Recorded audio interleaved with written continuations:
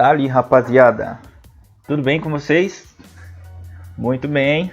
Hoje a gente vai continuar as nossas atividades remotas a partir da atividade 6 de segunda-feira, né, dia 6 de julho. Pessoal, para as atividades desse dia a gente vai se basear nesse texto aqui, Governo Geral. Se vocês lembram, no texto anterior, na atividade remota anterior, a gente abordou as capitanias hereditárias, uma forma de organização do nosso território brasileiro no período da colonização. Teve início em 1534, mas não durou muito tempo, porque havia necessidade do surgimento de um governo geral. A partir desse texto, governo geral, a gente responde as questões. Pergunta número 1. Por que foi preciso criar um governo geral no Brasil? Por quê? Quais condições? O que havia acontecido até o momento que fez com que a coroa portuguesa implementasse um governo geral no Brasil? 2. Quando e qual fato histórico marcou o fim do governo geral? Olha aí, é um fato histórico. Fato histórico, pessoal, é algo que aconteceu, é um acontecimento histórico, tá? Que situação deu marco a esse fim do governo geral? Pergunta 3. O sistema de governo atual no Brasil, república, é monarquia, parlamentarismo, presidencialismo ou ditadura militar? Veja só, pessoal, monarquia, parlamentarismo, presidencialismo e ditadura. Ah, professor, eu não sei o que é uma monarquia, eu não sei muito bem o que é um parlamentarismo, eu não sei o que é um presidencialismo, ditadura militar. Há duas maneiras da gente entender isso. A gente pode abrir o nosso navegador e fazer uma pesquisa, né? O Google está aí para isso. Ou a gente pode inferir, tá? Em contexto de prova, que a gente não tem outro recurso, é interessante a gente utilizar esse segundo recurso.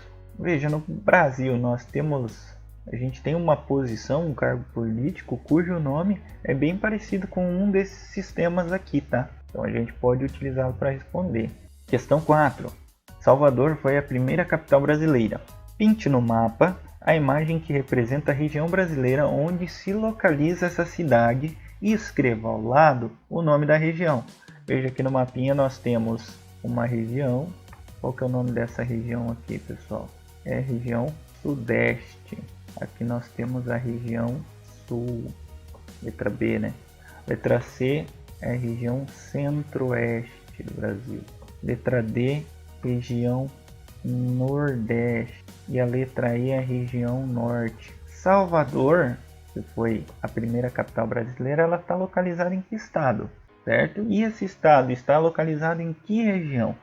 E aí a gente vai assinalar a alternativa que responde essa questão. E aí, por fim, nós escrevemos aqui do lado, nesse quadrado, o nome da região em que está Salvador. Ela está na região sudeste, na região sul, na região centro-oeste, na região norte ou na região nordeste? Atualmente a capital do Brasil é... Qual que é a capital do Brasil, gente? Tranquilo essa, né? 5. Você mora na região sul do Brasil. Então, assinale dentre as alternativas abaixo o estado intruso da sua região. Veja só, nossa região sul tem 3 estados. Um desses estados que estão listados aqui na letra A, letra B, letra C e letra D não faz parte da região sul.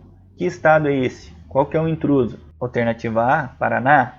Alternativa B, Bahia.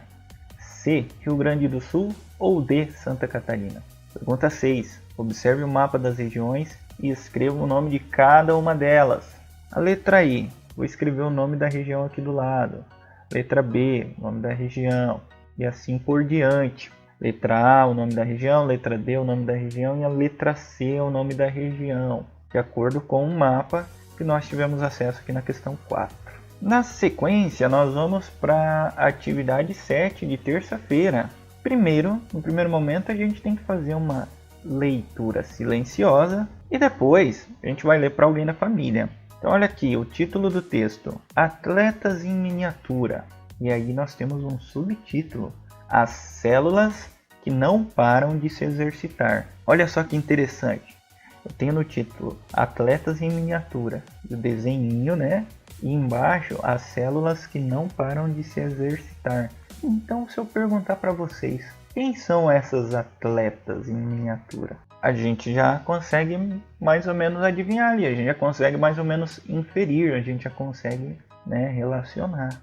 E aí nós faremos a leitura desse texto, que é a história da Angelina. A Angelina chega atrasada para a aula, e a professora está dando aula sobre células, sobre o corpo humano, sobre o organismo. E após a leitura do texto, nós vamos responder algumas questões. Pergunta 1. Quem narra esse texto? Participa da história ou só narra os fatos, acontecimentos? Pessoal, a pessoa que está contando essa história, ela está participando dela ou ela está contando assim, olhando de fora, sem participar? Pergunta 2. Como você chegou à resposta acima? Explique. No entendimento de vocês, como que você fez para descobrir? Você pode colocar um trecho do texto também, tá? É muito importante, é muito bacana a gente justificar com os trechos do texto. Pergunta 3. Quem são as atletas em miniatura? Pessoal, lembra aquela reflexão que a gente fez sobre o título e o subtítulo? Ali a gente consegue entender quem são essas atletas. 4. Em alguns trechos foram usadas as aspas. As aspas são esses símbolos aqui, ó, que a gente consegue observar aqui, ó, certo? São as aspas. Circule no texto as frases onde foram usadas as aspas, certo? E aí a gente vai olhar aqui no texto onde tem aspas para a gente circular ou sublinhar. Ó, eu posso fazer isso aqui com o meu vim aqui, ó, e marquei, ó, certo? Tem aspas. E aí eu vou procurar outros lugares também que possuem no texto. Ó, já olhei aqui, ó, que tem também. Pessoal, sempre que uma aspa abre, ela precisa fechar, tá? Sempre que a gente usa esse primeiro símbolo, a gente precisa fechar as aspas. A gente chama, né? Abre aspas, fecha aspas. Pergunta 5. Leia a frase. Existem tecidos para cobrir o corpo, como é o caso da pele, que é formada pelas células epiteliais, para nos fazer pensar, como é o caso dos neurônios, que compõem o tecido nervoso e muito mais. Na frase, as aspas foram usadas para destacar. Para destacar o que? O pensamento da Angelina, o pensamento da professora, a fala da Angelina ou a fala da professora. E aí a gente marca o X na questão correta. Pergunta 6. Copie do texto a frase que destaca o pensamento da personagem principal. A personagem principal é a pessoa, é a personagem de quem a história se trata. E aí a gente vai lá no texto procurar esse pensamento. E aqui, pessoal, nós temos uma explicação do que é o discurso direto e o que é o discurso indireto. Discurso direto é o discurso onde há a transcrição exata da fala das personagens. E o discurso indireto é o discurso onde o narrador fala pelas personagens. Por exemplo, quando eu digo assim: e o professor José disse aos seus alunos, : prestem atenção. Esse prestem atenção eu coloco entre aspas, ou então eu coloco um travessão para dizer o seguinte: foi exatamente isso que o professor José disse. Ele pediu para os alunos, prestem atenção, ele usou essas palavras. Já o discurso indireto é quando o narrador diz o que o personagem disse. Por exemplo, o professor José pediu aos alunos que fizessem silêncio. Olha aí, o narrador não usou as palavras do professor José. Ele apenas disse o que o professor José disse. Isso é um discurso indireto. A partir disso, a gente vai fazer a questão 7, tá? A questão 7 é a seguinte: conte com suas palavras o que disse cada um dos personagens. E aí a gente tem aqui a passagem da Angelina. Por acaso, existe um tecido que faça nosso coração bater sem parar? Interrompeu Angelina. Existe sim, respondeu a professora. Então nós vamos contar o que essas personagens disseram aqui do lado, tá? Com as nossas palavras. Pergunta 8. Na frase: por sorte, a professora ainda estava fazendo a chamada. O uso das reticências expressa que sentimento de Angelina? Preocupação, surpresa, medo ou alívio? Pessoal, além das reticências, outra expressão aí também entrega, também nos faz perceber que sentimento é esse, tá? Então, reflita um pouco a respeito dessa frase. 9. Para a Angelina, a parte mais emocionante da aula ainda não havia sido explicada pela professora. Qual seria essa parte? E aí a gente vai retomar o texto para responder essa pergunta, certo? 10. Quando a professora responde para a Angelina, e digo mais, os dois fazem parte de um mesmo grupo, o do tecido muscular. A que se referem a resposta da professora? Eu quero saber, pessoal, esses dois, os dois o quê? A gente vai dar uma pesquisada, a gente vai dar uma olhada lá no texto. E aqui na quarta-feira nós temos uma história em quadrinho no lado esquerdo, né, da Turma da Mônica, Mônica e Milena em adoção.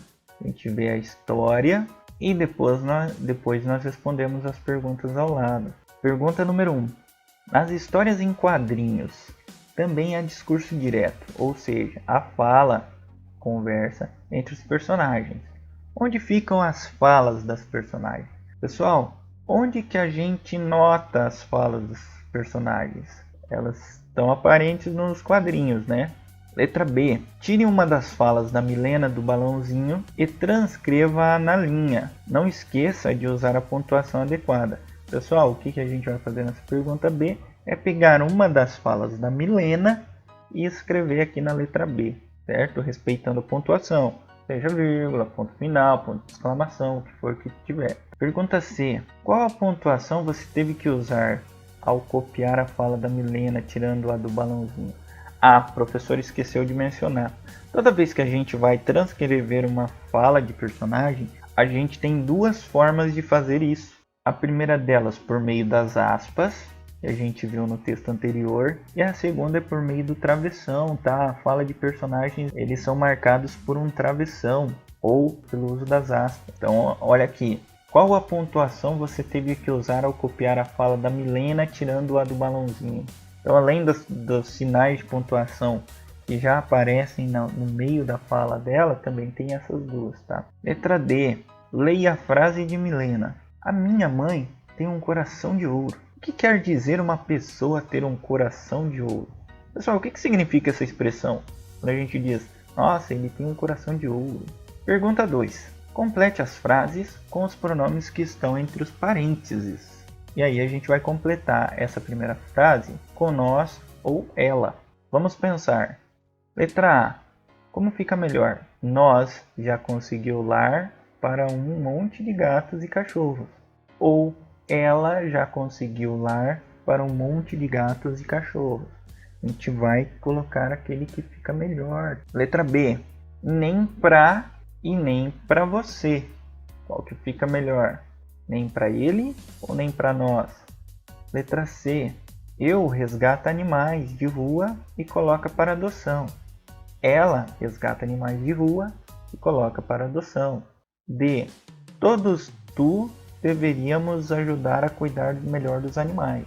Todos nós deveríamos ajudar a cuidar dos animais. Letra E.